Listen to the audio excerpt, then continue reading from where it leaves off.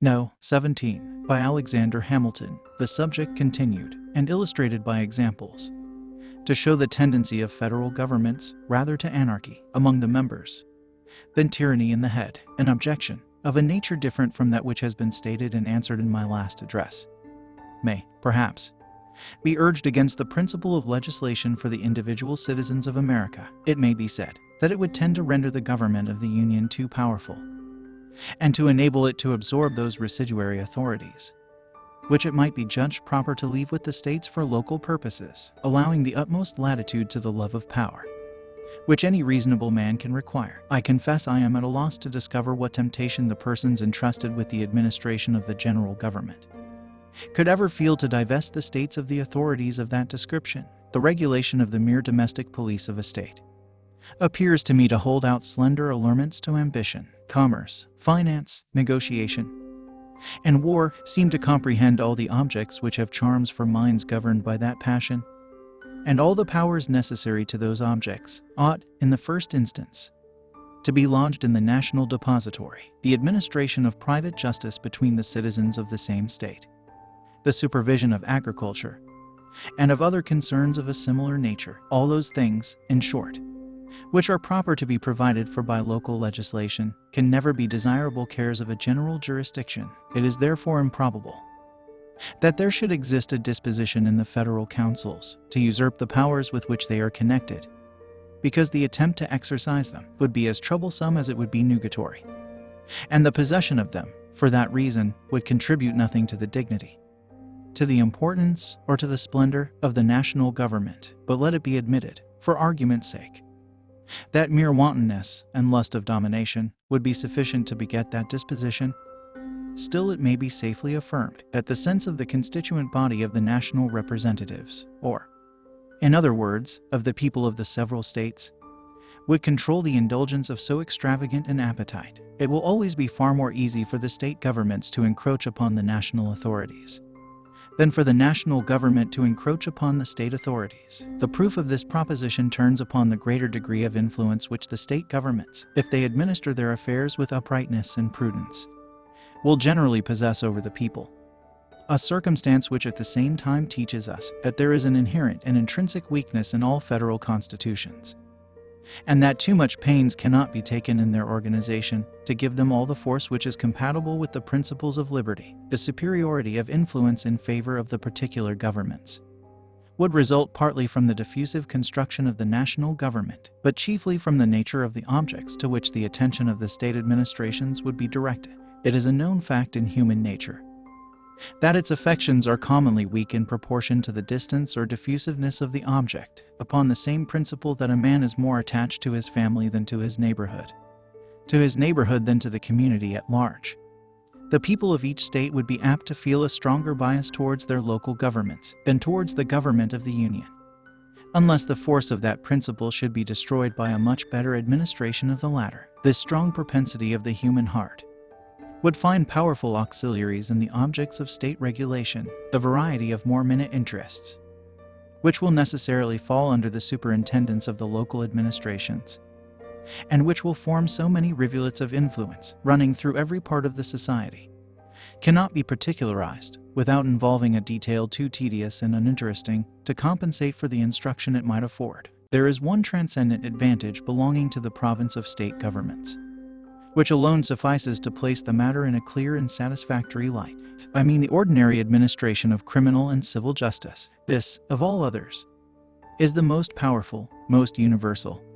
and most attractive source of popular obedience and attachment. It is this which, being the immediate and visible guardian of life and property, having its benefits and its terrors in constant activity before the public eye, regulating all those personal interests and familiar concerns to which the sensibility of individuals is more immediately awake, contributes, more than any other circumstance, to impress upon the minds of the people affection, esteem, and reverence towards the government, this great cement of society, which will diffuse itself almost wholly through the channels of the particular governments, independent of all other causes of influence, would ensure them so decided an empire over their respective citizens as to render them at all times a complete counterpoise, and not unfrequently dangerous rivals to the power of the Union. the operations of the national government, on the other hand, falling less immediately under the observation of the mass of the citizens. The benefits derived from it will chiefly be perceived and attended to by speculative men relating to more general interests. They will be less apt to come home to the feelings of the people, and, in proportion, less likely to inspire a habitual sense of obligation and an active sentiment of attachment. The reasoning on this head has been abundantly exemplified by the experience of all federal constitutions with which we are acquainted, and of all others which have borne the least analogy to them, though the ancient feudal systems were not, strictly speaking, confederacies. Yet they partook of the nature of that species of association. There was a common head, chieftain, or sovereign, whose authority extended over the whole nation,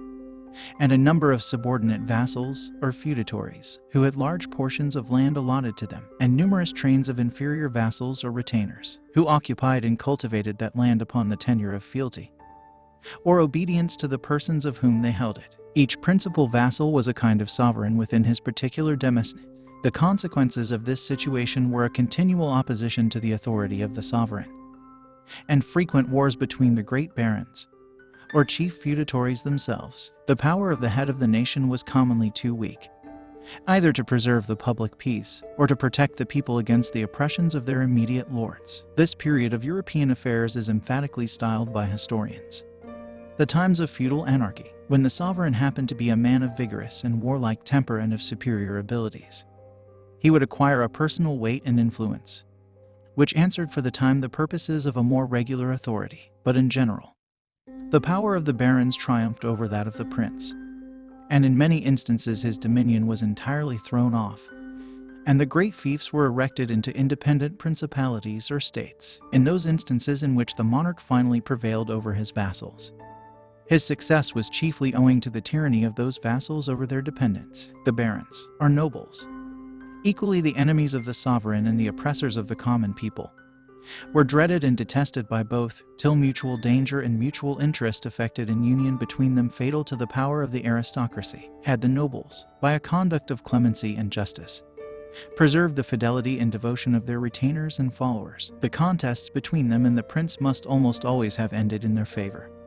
and in the abridgment or subversion of the royal authority. This is not an assertion founded merely in speculation or conjecture. Among other illustrations of its truth which might be cited, Scotland will furnish a cogent example. The spirit of clowship which was at an early day introduced into that kingdom, uniting the nobles and their dependents by ties equivalent to those of kindred, rendered the aristocracy a constant overmatch for the power of the monarch, till the incorporation with England subdued its fierce and ungovernable spirit,